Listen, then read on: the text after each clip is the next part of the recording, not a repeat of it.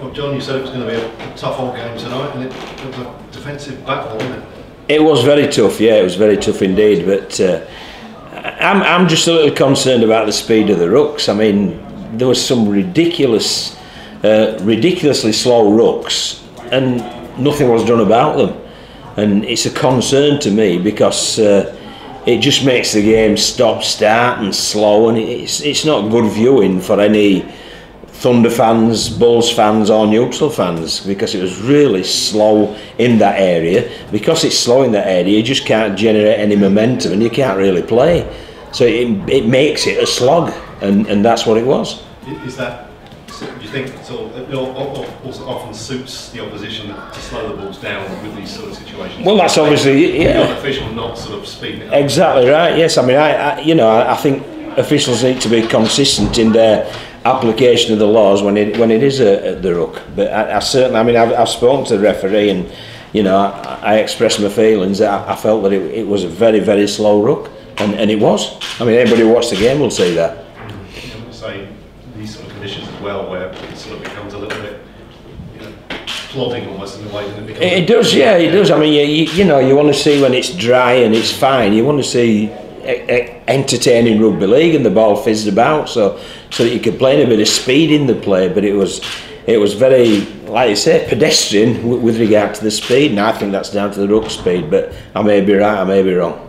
In terms of defensively wise, they must be pleased with it. Delighted, yeah. I thought that, especially the second half, because we kept gifting them the ball in early tackles when we were trying to clear our own end. But fair dues to them, they stood really solid, and the resolve was great, and they managed to keep them out. So that's a big effort by them. Just another bit of frustration, as you say, gifting them a few errors creeping in once more. Yeah, the first half, I felt we controlled the first half really well, and our completion rate was pretty good. But the second half, we came up with some poor headers in collision. And you're just asking for trouble if you don't clear your own end in a sort of efficient way, and we didn't. Do you think, sort of going into the second half, that Newcastle might, having done a lot of defensive work, they might sort of start to tire, and perhaps you could get on? Well, you'd hope so. I mean, that's the idea. It's an 80-minute game, and you'd hope that the fatigue would have set in. But when when we've got a tap 20 and we're bringing the ball away and we spill the ball on the zero tackle, you're not going to take much energy out of the opposition, and we didn't, and that's why it was such a sort of tough old game. In terms of Ethan Ryan, the incident, was it a clash of heads down here, or? When he had to go. Yeah, I think so. Yeah, I mean, I don't know. I mean, but I know. What was the extent of his injuries? All we could see was the bandage. He's got a cut on his eye. He's got a cut under his chin, and I don't know what happened to the Newcastle lad. So. I don't know if it was like a clash of faces, wasn't it? More than it was a head clash. Yeah, was it? Yeah. So. Still got to try at the end, didn't he? Yes, yeah, he's a good player, he's a good winger, and you expect your wingmen to take opportunities like that. So, in terms of obviously maintaining this winning run, again, it's it may not be pretty, but 11 wins in a row now.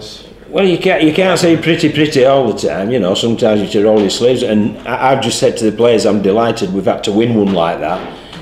Because it will stand us in good stead for Hunslet at their place, which will be a really tough game, and obviously York coming here as well. So you can get carried away when you're winning with 40s and 50s and 60s week in, week out. You tend to get carried away, and you get a bit sloppy with your habits and a bit loose with your habits. And you might well have seen one or two instances of that tonight. But today we've had to roll our sleeves up and work hard and grind out a win, and that makes it pleasing.